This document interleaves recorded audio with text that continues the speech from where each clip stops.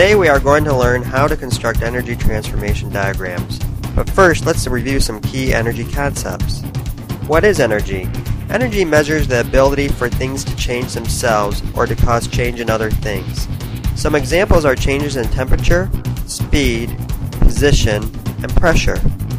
You can also think of energy as a representational model that we use to keep track of the world around us. Remember work, not labor. In physics, work is simply the transfer of energy by a force. Energy does not really come in different forms. Energy is just energy. The forms we think of are really the descriptions of how it's stored. Let's look at some examples. Kinetic energy, the energy stored in the motion of an object. Elastic energy, stored in springs or rubber bands. Gravitational energy, due to a gravitational field. You may have also heard this described as potential energy. Chemical energy, stored in chemical bonds, like in a battery. Electromagnetic energy, stored in the waves, like in light. And electrical energy, stored in the movement of electrons. The list goes on and on. Another way to think about energy is to think about money. Think of energy as the ability to purchase goods. Stored energy is like cash or your savings account, and work is like getting your paycheck or paying bills. And remember, don't break the law. The conservation of energy law, that is. Energy can never be created or destroyed, just transformed from one form into another. Okay, now we have reviewed the basics, let's learn how to construct an energy transformation diagram. First, let's go over an example. Take a toy car, pull it back on a spring, and let it go. First, describe how the energy is stored. The energy is stored in the spring. This would be elastic energy.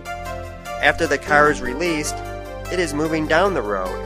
Therefore, the energy is being stored in the motion, being described as kinetic energy. So first, we want to construct our diagram with elastic energy turning into kinetic energy. The arrow in our diagram represents the work being done in the system. This is generally a physical object. So for our case, the spring is doing the work.